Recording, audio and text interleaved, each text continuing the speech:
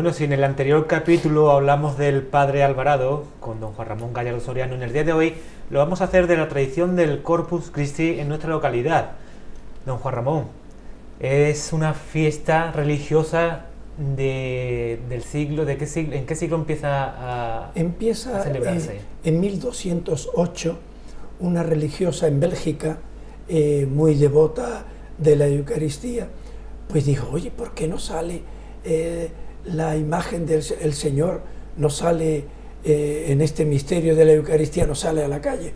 Y entonces empezó a hacer su campaña y tuvo éxito, tanto es así que ya en la segunda mitad del siglo XIII, sobre 1260 y tantos, ya el Papa autoriza la fiesta para esos países y muy poco después se extendió a toda Europa. Nosotros vamos a hablar hoy de la tradición en Marchena, que su máximo apogeo es al final del siglo XVI, principios del XVII. Sí. Era la época del barroco y había un esplendor, digamos, recargado, ¿no? A la hora de sí, ya excesivo, los altares. Excesivo. ¿Cómo era en aquella época? Bueno, pues el barroco tiene dos características muy significativas. El barroco es el fracaso del hombre. Es decir, así como en el Renacimiento, el hombre fue la figura que sustituía a Dios, y entonces los grandes maestros de la escultura presentaban la perfección del cuerpo humano. Cuando llega el barroco viene como una desilusión, primero porque la política de la época había ido en declive. Con Carlos V llega a ser España el imperio, y con Felipe II, que todavía se extendía el territorio nacional a todas las partes del mundo. Según el refrán, no se ponía el sol en España ni de día ni de noche. Sin embargo, ya a la muerte de Felipe II ya empieza el declive de la política, y entonces empieza también el declive que aparece en la literatura del barroco y también en toda la visión del hombre. Entonces el hombre aparece ya como alguien, la vida es breve, entonces hay que prepararse rápidamente para la vida eterna, y sin embargo en lo exterior se multiplica el acontecimiento a tal punto que el teatro se introduce en las iglesias hasta el punto que ya es excesivo. Piensa que en el coro de Marchena se mete el estípite, que era una cosa que venía del teatro, cosa que chocaba con la mentalidad de la época, y incluso en sitios como el Sagrario de la Catedral de Sevilla, los canónigos terminaron quemando el retablo porque habían metido también los estípites. Es decir, que hay toda una efervescencia externa y sin embargo interiormente había el convencimiento del fracaso humano. La vida, no hay más que leer a San Juan de la Cura, Santa Teresa, ya a finales del XVI, y después los escritores, los grandes escritores españoles del XVII, hacen la exaltación de la Eucaristía en el mundo del teatro, pero sin embargo a nivel personal era el fracaso del hombre, y se manifiesta a todos los niveles culturales. Ya los Cristos son excesivamente cargados de sangre.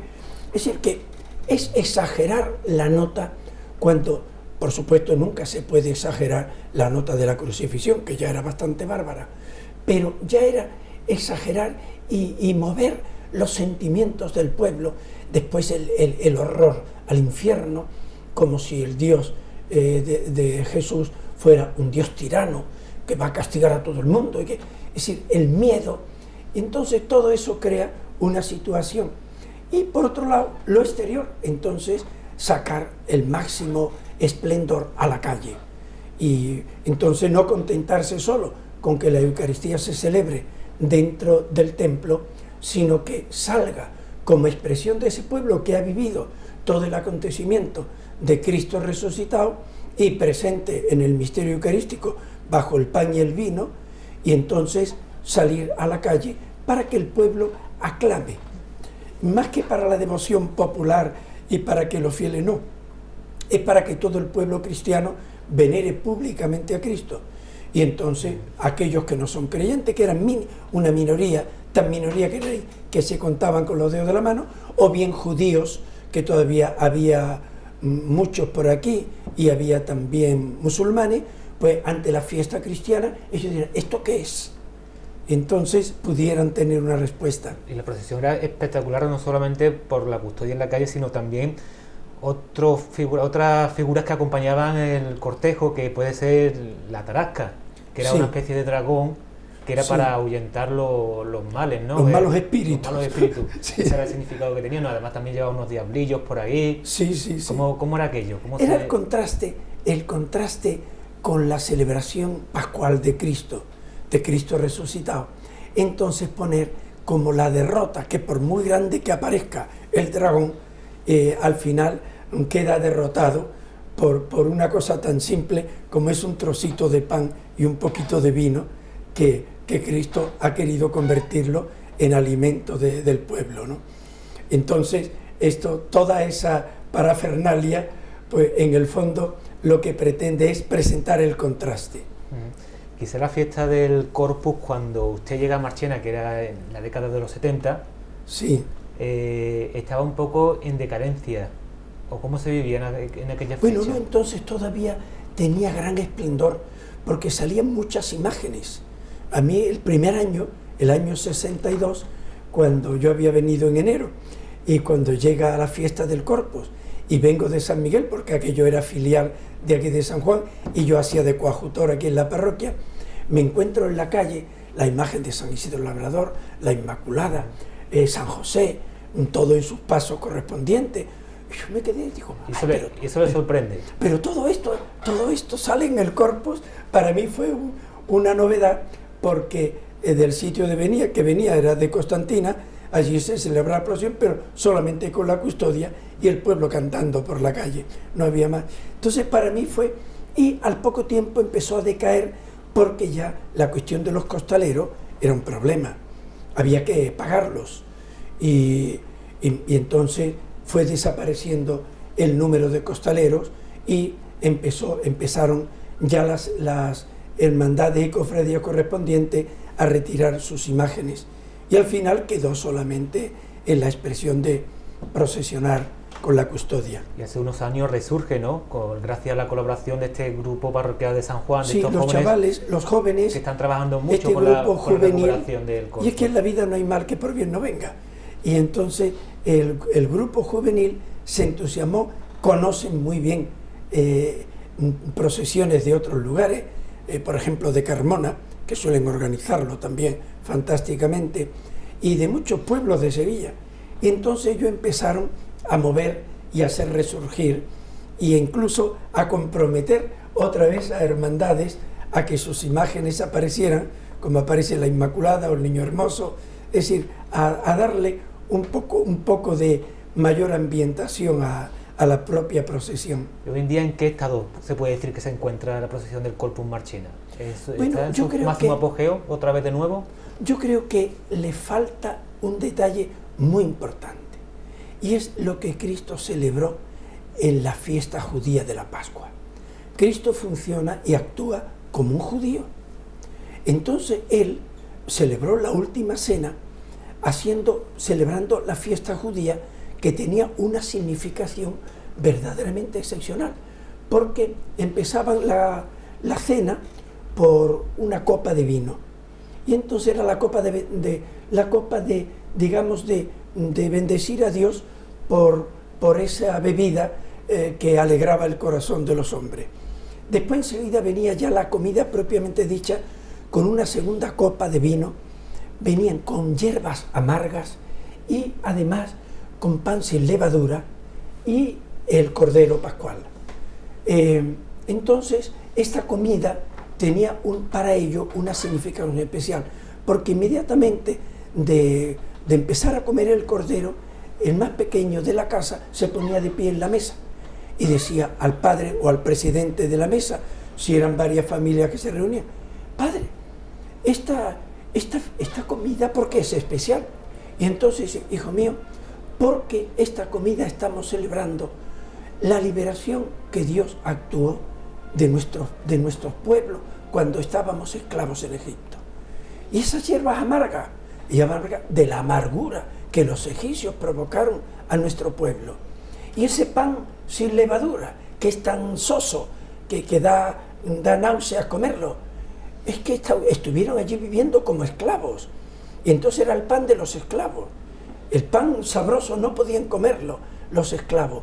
Pero Dios intervino e hizo, y sin levadura también, porque Dios actuó tan rápido que no dio tiempo el pan a poder fermentar y tener un pan sabroso.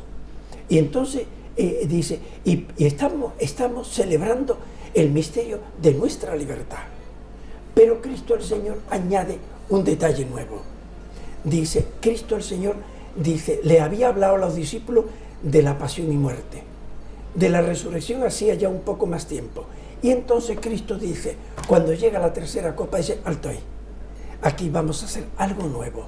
Y entonces coge el pan y dice, esto es mi cuerpo, que va a ser entregado por vosotros. Ya le está haciendo alusión a la pasión. Coge la copa y dice, además es curioso, en la cena judía cada uno tenía su copa. Cristo no permite que cada uno tenga una copa, sino que hay una sola.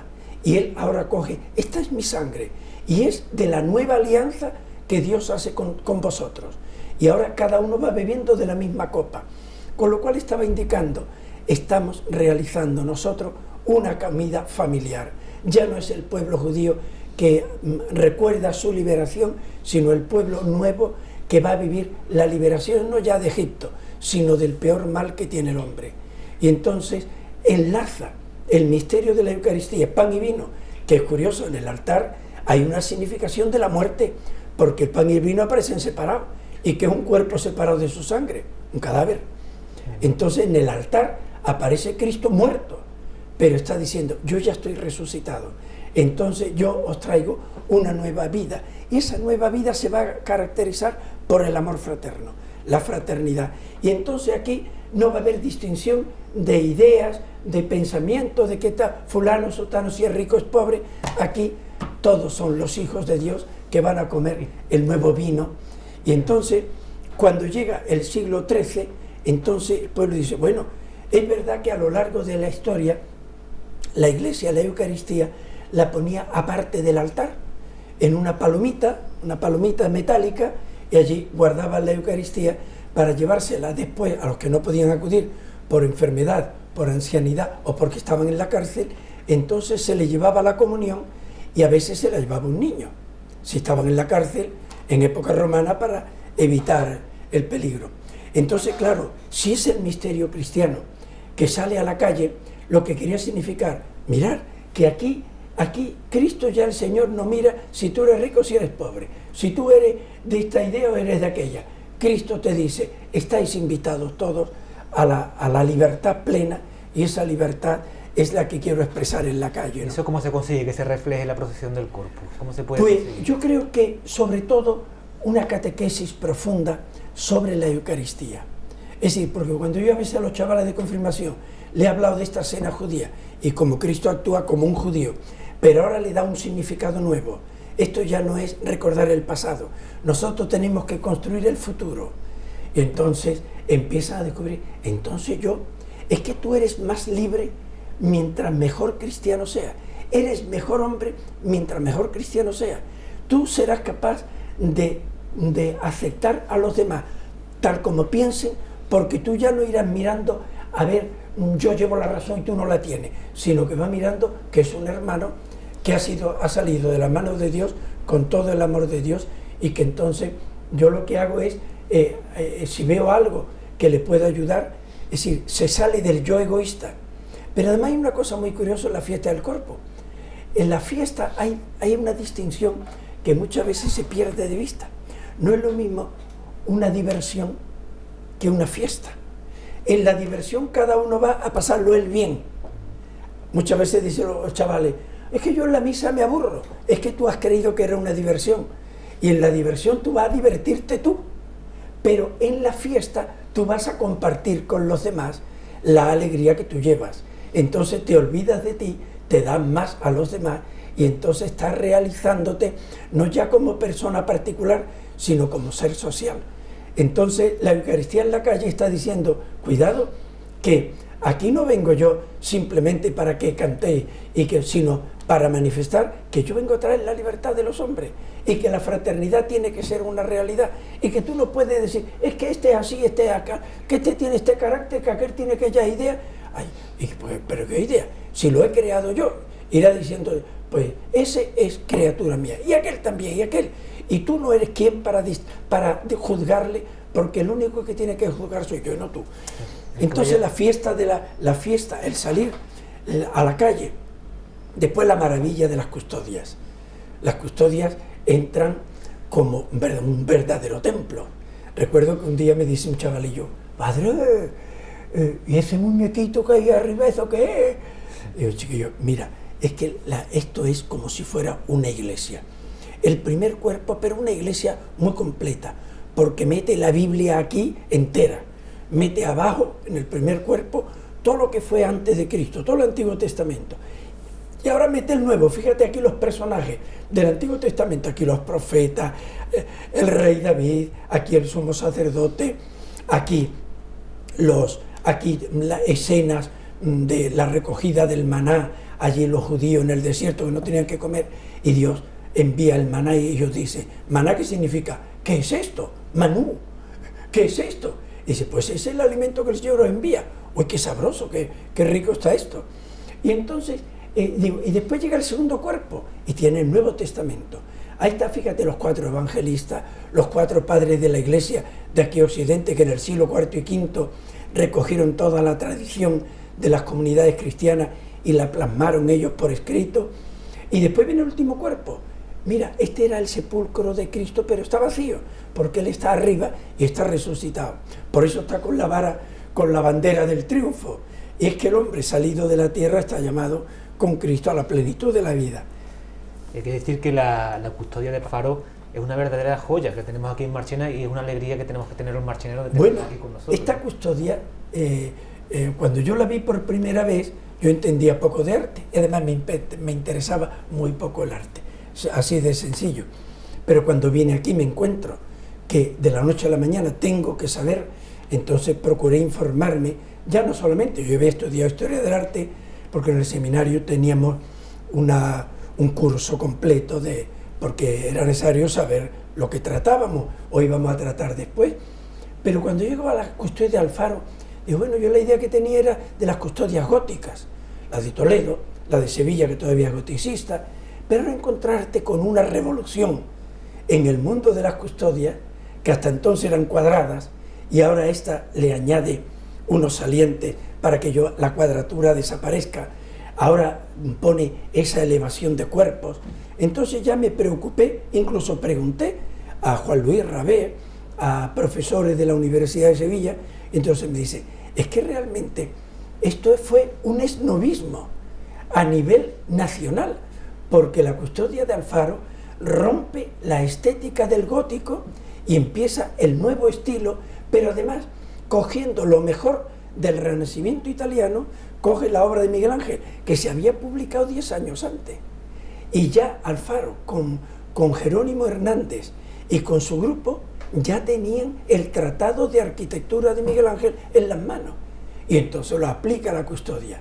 Entonces es una custodia renacentista, pero con toda la ornamentación ya del barroco, de lo que se llamó en un primer momento el manierismo, porque ya la figura empieza a moverse, ya no es la figura estática del Renacimiento que están para que me contemplen, sino que es la figura que está en movimiento, está indicando algo, y así, y entonces me quedé sorprendido, y cuando yo después oí comentarios a profesores de la universidad, decía, es que esta custodia se adelantó estéticamente a la de la Catedral de Sevilla, es anterior a la de la Catedral, pero además es que se adelantó, no solamente en el tiempo, sino también en el desarrollo estilístico, se pasa a un grado nuevo, y eso hizo que en adelante las custodias andaluzas y españolas siguieran el modelo Marchena y no el modelo Catedral, que era lo normal. Acompañando a la custodia en la procesión del cuerpo de Marchena, vemos varias figuras, como puede ser niño hermoso. ¿Qué significado tiene cada una de ellas? Bueno, pues es sencillamente estas figuras que pasan, niños vestidos con vestiduras tradicionales del barroco, para significar que ante el Cristo hay que ir vestido de nuevo. Es decir, hay que llevar un estilo distinto. Hay que ir, que no está uno como ordinariamente en casa, que está uno vestido de cualquier manera, sino ya es invitar a que esa fe interior que tiene vaya también manifestada en la forma externa. Entonces la diversidad de acólitos, de pajes, es decir, como diciendo, toda la corte humana se va a revestir de sus mejores galas para acompañar el misterio más grande que tiene el cristianismo, que es el misterio de Cristo, que quiere tanto a su gente que da lo más que tiene, y lo más que uno tiene es la propia vida. Aquello de Cristo, el que da la vida el que quiere de verdad a sus amigos, da la vida por ellos, ¿no? Entonces es la entrega radical de Cristo, y entonces que el pueblo manifieste hasta exteriormente la grandeza de ese misterio, no estar de cualquier manera, el ponerse la gente de pie y inclinar la cabeza. Muchas personas se ponen de rodillas, que esto es una tradición histórica, pero que tiene solamente unos siglos. Ordinariamente se hacía la inclinación como signo de reverencia a Cristo que pasa, ¿no? Que ya no es la grandiosidad de la custodia, sino es la grandiosidad del misterio de Dios, que ha querido meterse en la vida de los hombres para ayudarnos a hacer un mundo mejor.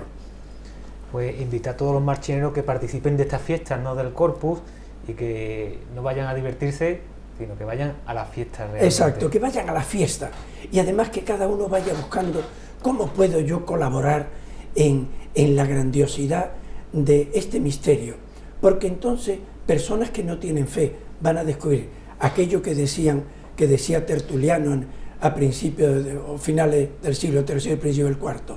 Hay que ver cómo se quieren los cristianos, pero hoy habría que decir, hay que ver cómo tenemos que querer los cristianos a los demás, y quererles sin mirar ni que si pertenece a este partido o a aquel partido. Son personas, y como personas han de ser la meta, y entonces que sea una verdadera manifestación del amor de los cristianos a su gente y a toda la gente, sean de la raza que sean, de la cultura que sean, de la ideología que sean.